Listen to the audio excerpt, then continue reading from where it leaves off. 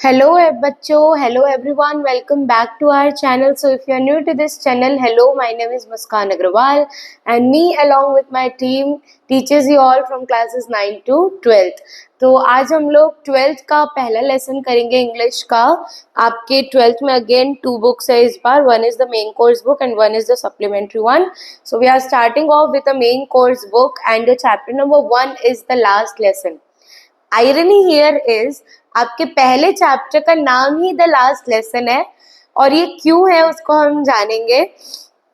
तो इसके ऑथर है अल्फांसो डॉडेट जो कि एक फ्रेंच नॉवेलिस्ट है और जो कि एक शॉर्ट स्टोरी राइटर भी है. तो कहानी की शुरुआत होती है वॉर से. तो वॉर के दौरान प्रूशिया और फ्रांस का वॉर चल रहा था जिसमें फ्रांस हार चुकी थी और प्रूशिया ने टेक ओवर कर लिया था. तो ये कहानी है एक बच्चे की. याद है आपने तारे ज़मीं पे देखा था, उसमें जो बच्चा रहता है वो थोड़ा सा बदमाश रहता है, उसका पढ़ाई लिखाई में मन नहीं करता.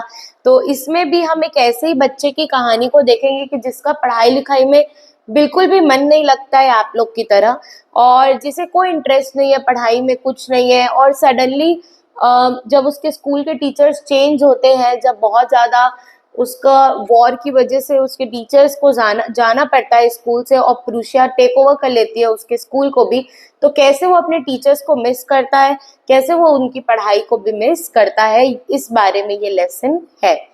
सो लेट्स गेट स्टार्टेड. सो हम लोग लाइन टू लाइन एक्सप्लेनेशन देखेंगे क्योंकि मैंने आपको प्रीवियसली भी बताया है कि क्लास 8 तक तो ठीक है, बट 10th बोर्ड देख के आपको पता चल गया होगा कि हमारे पीछे के क्वेश्चंस, टेक्स्ट बुक के पीछे के क्वेश्चंस आने के चांसेस बहुत ही कम रहते हैं. ज़्यादातर reference to context, error omission या इंटरनल्स ही पूछे जाते हैं. तो हम लाइन टू लाइन इस चैप्टर को बहुत अच्छे से जल्दी से कंप्लीट करते हैं.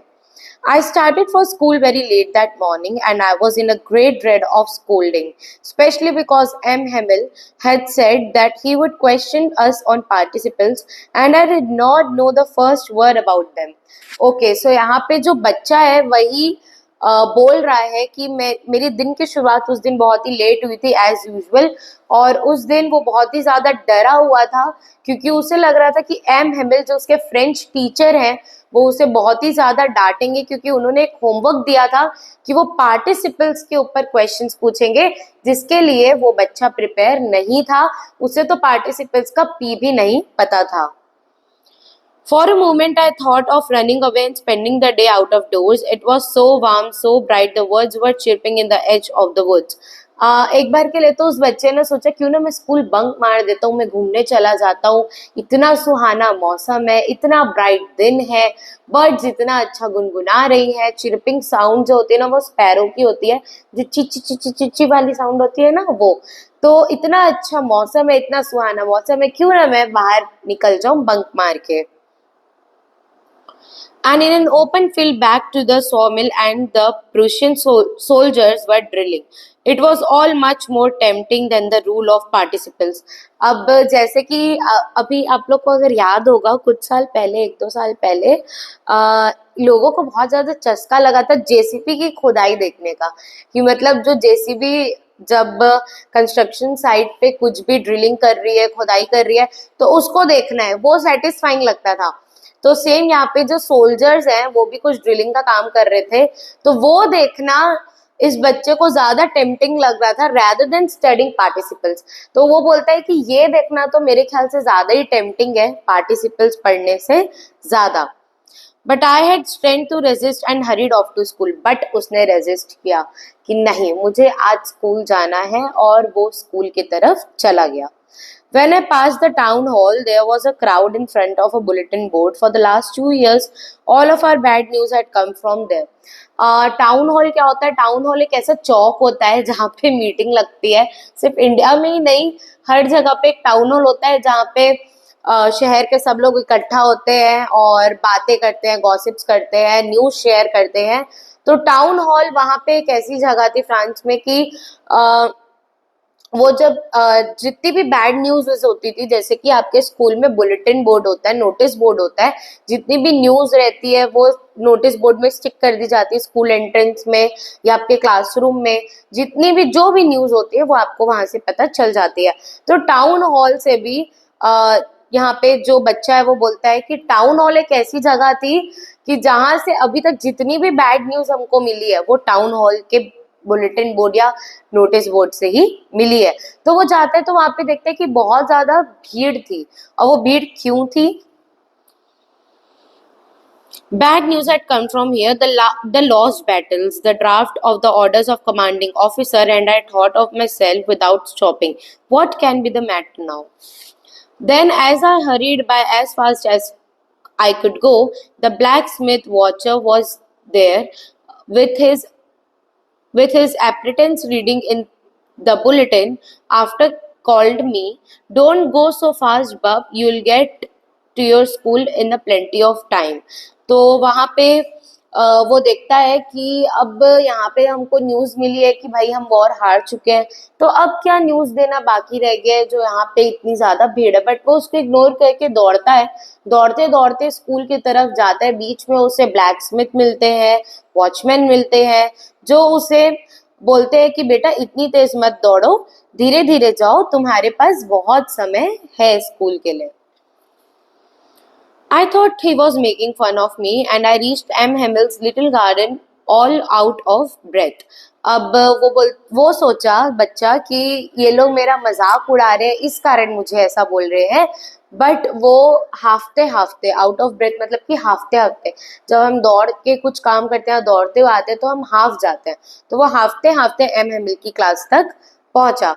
Usually, when school began, there was a great bustle which could be heard out of the street. The opening and the closing of desk, lesson repeated in unison, very loud, with our hands over our ears to understand better, and the teacher's great ruler rapping in the table. But now it was all so still. वो बोलते हैं कि school पहले जैसा नहीं था। आप जब स्कूल जाते होगे तो आप देखते होगे बहुत शोर शराबा रहता है, कोई डेस्क इधर उधर खिसका रहा है, टीचर्स डस्टर या स्केल से डेस्क पे मार रहे हैं, या बहुत ही ज्यादा साउंड होता है। तो वो सब कुछ भी नहीं आ रहा था और एक बहुत अजीब सी साइलेंस रन हो रही थी स्कूल में, यानी कि लोग बहुत ही ज्यादा साइलेंट थे। और वो साइलेंस का मीनिंग या वो साइलेंस का मतलब इस बच्चे को समझ नहीं आ रहा था। और वो सोच रहा था कि वैसे तो डेली इतना ज्यादा क्राउड होता है, डेली इतना ज्यादा हाव हल्ला होता है, तो आज इतना स्टिल क्यों है सब चीज। I had counted on the commotion to get my desk without being seen, but of course that day had to be as quiet as Sunday morning. वो उसने कोशिश की कि वो चुपके से क्लास के अंदर घुस के अपनी डेस्क पे बैठ जाएगा, बट वो दिन क्योंकि बहुत ज्यादा जब भीड़ होती थी उसकी क्लास में, स्कूल में, तो वो चुपके से आके बैठ जाता था और किसी को पता नहीं चलता था। तो उसने सोचा आज भी मैं यही करूंगा, लेकिन ऑफ कोर्स वो जो मॉर्निंग थी, वो जो माहौल था वो संडे मॉर्निंग जैसा था, यानी कि सब कुछ क्वाइट और स्टिल था। Through the window, I saw my classmates already in their places and M. Hamill walking up and down with his terrible iron ruler under his arm. अब ये बोलते हैं कि मैंने विंडो से देखा कि जो बाकी बच्चे थे वो ऑलरेडी अपनी अपनी प्लेस में बैठ चुके हैं और एम हेमिल एक जगह से दूसरी जगह अपने रूलर के साथ मूव कर रहे हैं। I had to open the door and go in before everybody. You can imagine how I blushed and how frightened I was. बोलता है कि लेकिन मुझे तो जाना ही था अंदर, और इतने सारे बच्चों के बीच में थोड़ा सा ऑकवर्ड भी लगता है ना। कि आपको याद होगा कि स्कूल में आप जाते हो तो क्या बोलते हैं, अगर आप लेट आ रहे हो या बाहर से कुछ आ रहे हो, पूरी क्लास ऐसे मुड़ के देखती थी। प्रिंसिपल ऑफिस से आ रहे हो तो ऐसे मुड़ के देखते थे, सब बहुत ही एकदम अजीब सी नजरों से देखते थे। तो वो चीज आपको याद आ रही होगी। तो यहाँ पे भी वही होता है कि वो बहुत ही ज्यादा फ्राइटेड महसूस कर रहा था कि एक तो मुझे लोग ऐसे देखेंगे, मुझे शर्म आएगी, और दूसरा एम एम मुझे नहीं आता करके मेरा क्या करेंगे, और एक तो मैं लेट हूँ।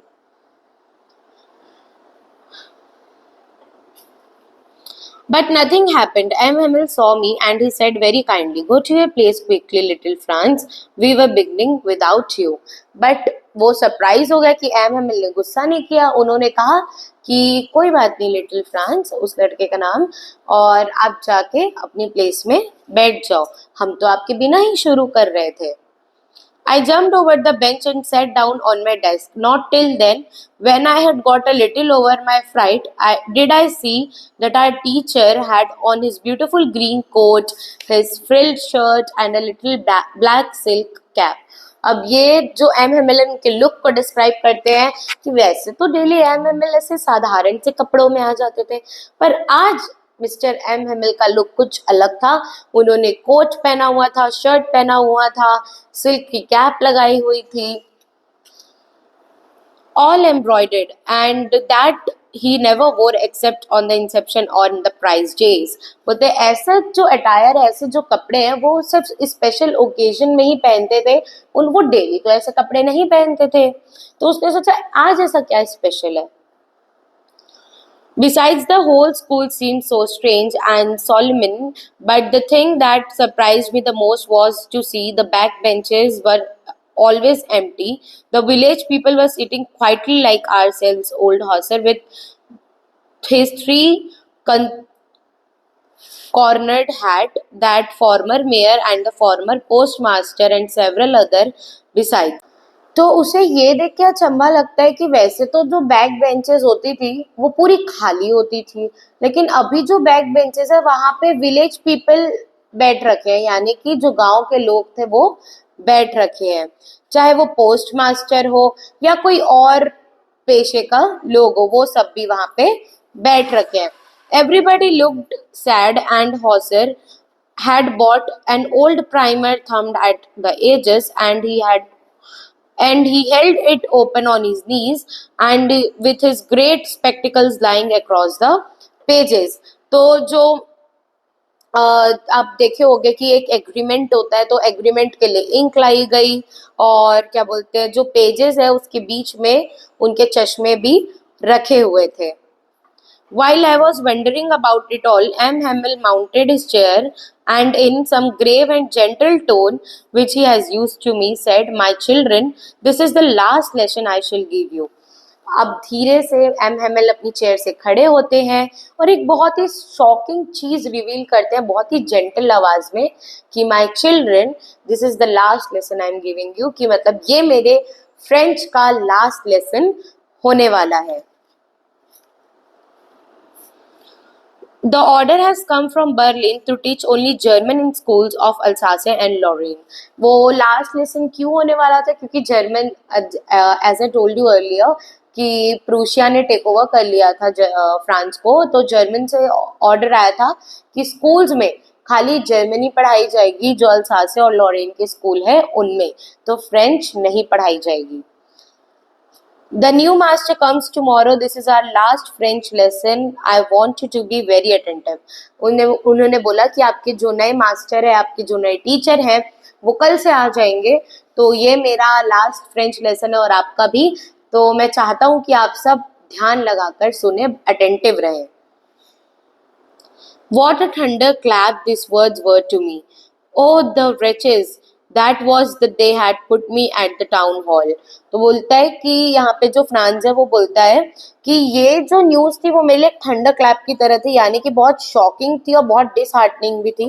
तो वो याद करता है, अच्छा तो टाउन हॉल में लगता है कि यही लगा हुआ था नोटिस बोर्ड में, इसी कारण सब लोग विलेज पीपल भी पीछे बैठे हुए हैं। My last French lesson. Why, I hardly knew how to write. I should never learn anymore. I must stop here then. Oh, how sorry I was for not learning my lessons.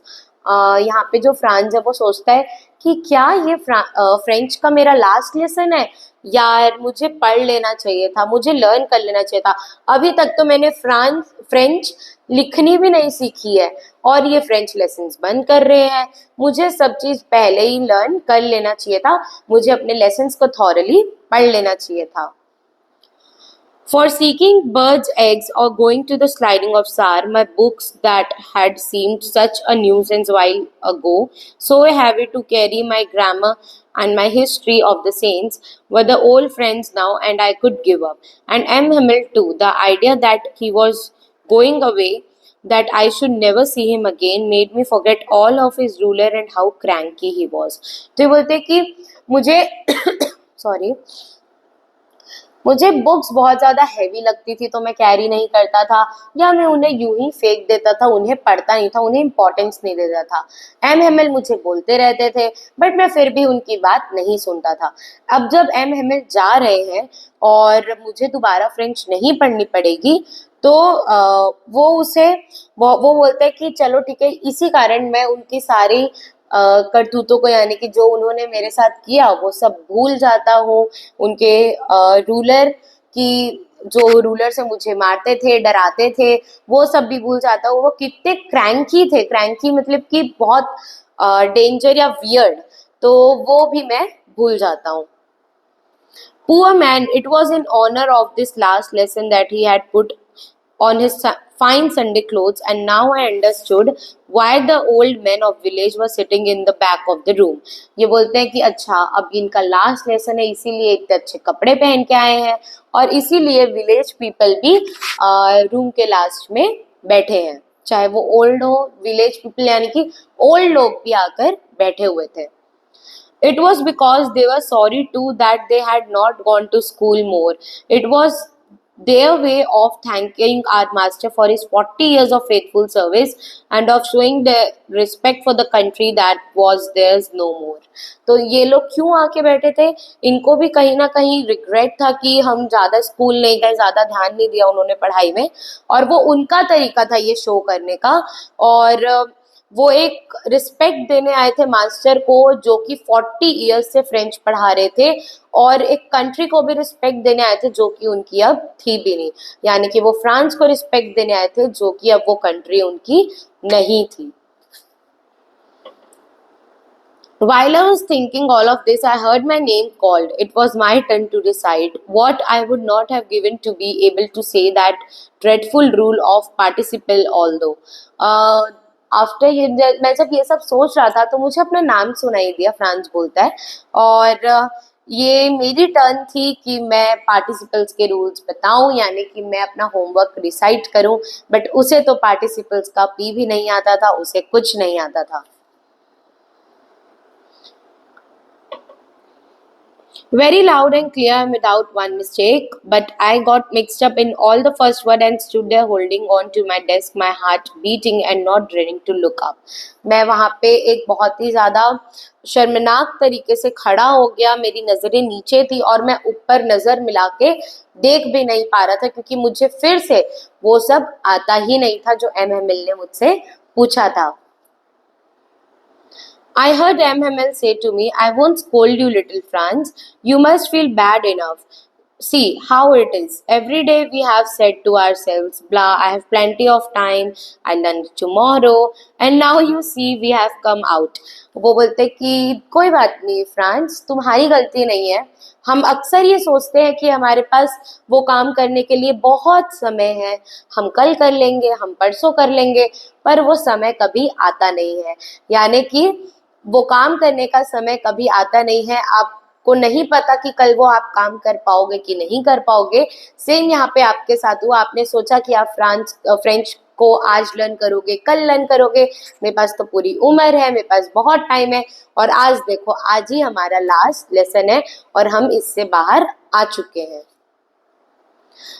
That's the great trouble with Alsace. She puts off the learning till tomorrow, and now those fellows out there will have Frenchmen, and yet you can neither speak nor write your own language.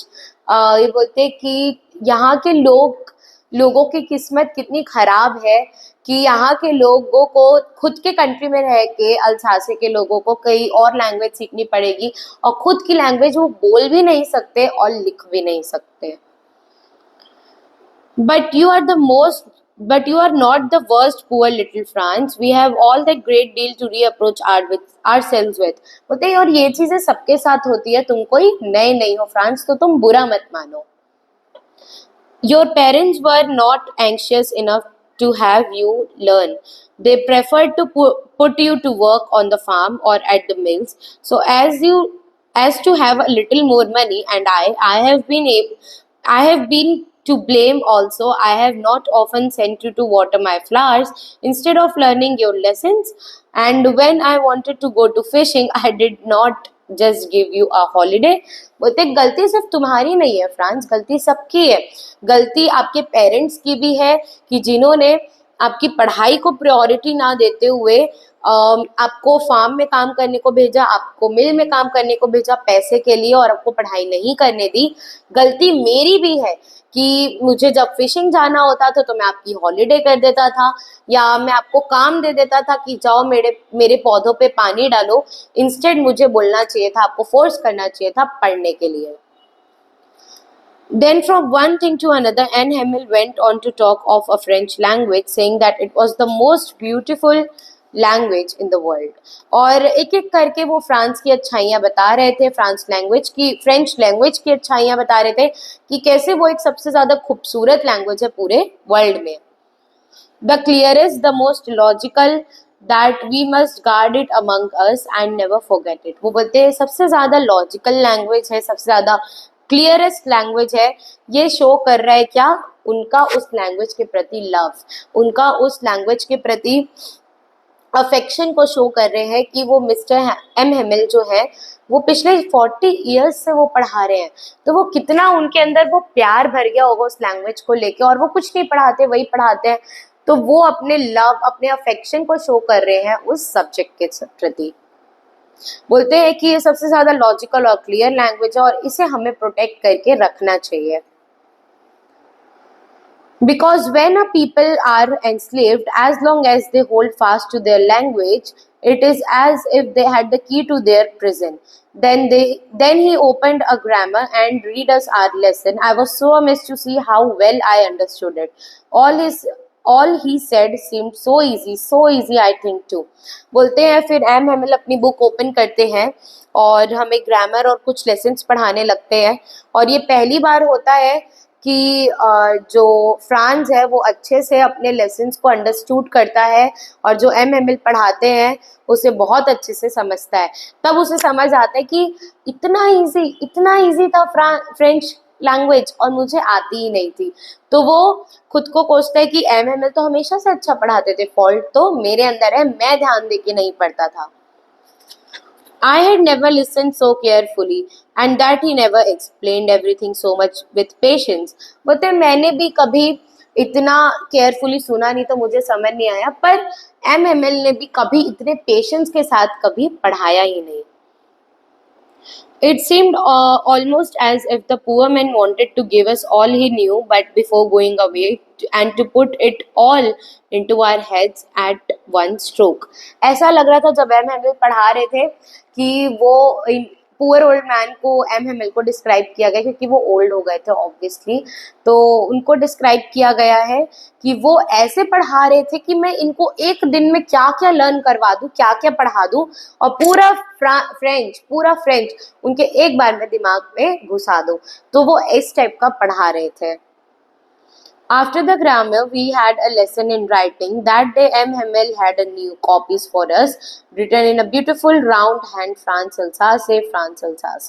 They looked like the little flags floating everywhere in the schoolroom, hung from the rod of the top of our desk. You ought to have seen how everyone set to work and how quiet it was. अब ये जो है M. Hamel, उस दिन हम grammar पढ़ लिए, उसके बाद हम राइटिंग की तरफ जब बढ़े तो आज M. Hamel ने हम सब के लिए एक नोटबुक लाई थी, नई नोटबुक लाई थी जिसमें हम लिखने वाले थे, जो डिस्क्राइब करता था फ्रांस अल्सासे। एंड वो लिटिल फ्लैग्स, फ्रांस के लिटिल फ्लैग्स की तरह दिख रहे थे जो पूरे रूम में लहरा रहे हैं हमारी डेस्क के ऊपर। तो यहाँ पे फ्रांस बोलते हैं कि आपको उस समय होना चाहिए था कि कितना क्वाइट डे था ये। The only sound was the scratching of pens over the paper. इतना क्वाइट था क्लास, इतनी क्वाइट थी कि एक ही साउंड आ रही थी पूरे क्लास में। जब हम लिखते हैं तो जो स्क्रैचिंग की साउंड आती है, जब हम पेपर में पेन से लिखते हैं जो स्क्रैचिंग की साउंड आती है, वही एक साउंड बस पूरी क्लास में आ रही थी। Once some beetles flew in, but nobody paid any attention to them, not even the littlest ones. उसने बोला कि बीच में एक बार ऐसा हुआ था कि बीटल्स भी क्लास में घुस गई थी, जो फ्लाइज होती हैं वो भी आ गई थी, बट उन्होंने अगेन किसी ने उन पर अटेंशन नहीं दिया। छोटी छोटी भी घुस गई थी बट उस पर भी किसी ने अटेंशन नहीं दिया। Who worked right on tracking their fish hooks as as if that was French too. On the roof of the pigeons cooed very low, and I thought to myself, will they make them sing in German? Even the pigeons. वहाँ पे जो pigeons थे वो भी बहुत ही ज़्यादा लो कूक कर रहे थे, यानी कि जो पिजन्स की साउंड होती है वो भी बहुत लो थी. तो फ्रांस ने सोचा कि जो नए लोग आएंगे, नए जर्मन के लोग आएंगे, क्या वो पिजन्स को भी फोर्स करेंगे कि वो जर्मन में कूक करे. बट ऐसा तो पॉसिबल नहीं है. Whenever I looked up in my writing, I saw M. Hamill sitting in motionless in his chair and gazing first at one thing. बोलते जब जब मैं थोड़ा लिख रहा था और रुक रहा था, लिख रहा था रुक रहा था, वो देखता है कि एम हेमिल अपने चेयर में मोशनलेस बैठे, यानी कि वो हैप्पी नहीं थे. Then at another, as if I wanted to fix in his mind just how everything looked in that little schoolroom fancy. For 40 years he had been there in the same place, with his garden outside the window and his class in front of him. वो बोलते वो एक ही चीज को निहार रहे थे, एक टक निहार रहे थे, क्योंकि उनके क्लासरूम के सामने गार्डन था और वो 40 साल से वही नज़ारा देख रहे थे. तो वो मोशनलेस बैठ के बस एक टक उस नज़ारे को एक आखिरी बार देख रहे थे. Only the desks and benches had been worn smooth, and walnut trees in the garden were taller, and the hopevine and that he had planted himself twigged about the windows to the roof. How it must have been broken his heart to leave it all. बोलते कि वो सारी चीज़ों को describe करते हैं, वो पेड़ के ब्रांचेस, वो वॉलनट ट्रीज, वो गार्डन, वो उन्होंने खुद बिल्ट किया था, तो वो उनके दिल के बहुत ही ज़्यादा करीब था. तो फ्रांस समझ रहा था कि वो उनके लिए कितना डिफिकल्ट हो रहा होगा कि वो सब चीज़ को सडनली छोड़ के उन्हें जाना पड़ रहा है. Poor man, to hear his sister moving about in a room above packing their trunks, for they must have leave the country next day. But he had the courage to hear every lesson to the very last. After the writing, we had a lesson in history, and then the babies chanted their ba bee bee boo boo. Down there at the back of the room where Hauser had put on his spectacles and holding his primer in both the hands, spelled the letters with them. अब वहाँ पे जो उनकी sister थी उन्होंने उनका सारा सामान पैक कर लिया था और वो रेडी थे अगले दिन कंट्री छोड़ने के लिए. बट उनके पास ये करेज था कि उन्होंने हमें लास्ट लेसन दिया, हमें पढ़ाया लास्ट तक, कंट्री छोड़ने से पहले तक भी. और उन्होंने और राइटिंग के बाद उनकी एक हिस्ट्री की भी लेसन हुई. और अब समय हो चुका था कि वो जाएं, और जो पीछे हॉर्सर्स बैठे थे उन्होंने वापस से अपने स्पेक्टिकल्स पहन लिए और वो प्राइमर दोनों हाथ में पकड़े हुए थे. Spell the letter with them, और वो उस चश्मा पहन के लेटर्स को स्पेल कर रहे थे. You could see that he too was crying. His voice trembled with motion. उसने बोला कि जो पीछे हॉसर बैठे हुए थे वो भी रो रहे थे, और जब वो लेटर पढ़ रहे थे तो उनकी आवाज में वो चीज दिख रही थी. And it was so funny to hear him that we all wanted to laugh and cry. Well, I remember it, that the last lesson. और उनकी आवाज़ इतनी ज़्यादा इमोशन से भरी हुई थी कि वो रोना भी चाह रहे थे और हंसना भी चाह रहे थे. इस टाइप की साउंड आ रही थी. फिर फ्रांस को याद है, हाँ, क्योंकि एम का लास्ट लेसन है इसलिए वो इतना इमोशन दिखा रहे हैं. All at once the church clock struck 12, and then the Angles. At the same moment, the trumpets of the Prussians returning from the drill sounded under our windows. M. Hamill stood up very pale in his chair and never saw him look so tall. अब जो church की घड़ी पे 12 बज चुके थे, प्रेशियन soldiers आ चुके थे नीचे टेक ओवर करने के लिए. एम हेमिल जेंटली अपने चेयर से खड़े होते हैं और बहुत ही ज़्यादा पेल दिखते हैं, यानी कि उनके फेस पे कोई ग्लो नहीं रहता है. और जब फ्रांस उन्हें देखता है तो वो इतने लंबे, इतने बड़े कभी नहीं दिखे उन्हें. My friend said, but something choked him, but he could not go on. वो कुछ बोलना चाह रहे थे. माई फ्रेंड्स आगे आए करके वो रुक गए. वो इतने ज़्यादा इमोशन से भर चुके थे कि वो उनका गला चोक हो चुका था और वो बाहर नहीं निकल पा रहे थे क्लास के. Then he turned to the blackboard, took a piece of chalk, and bearing all all his might, he wrote as large as he could, "Vive la France." अब जो उन्होंने पीछे पलटा, ब्लैक बोर्ड पे एक चौक लिया और बड़ा बड़ा लिख दिया "वाइव ला फ्रांस", यानी कि जुग जुग जियो France. Then he stopped and leaned his head against the wall, and without a word he made a gesture to us with his hand. "School is dismissed, you may go." और वो कुछ नहीं बोले, वो बस पीछे पलटे और एक जेस्चर किया उन्होंने कि "school is finished, you may go".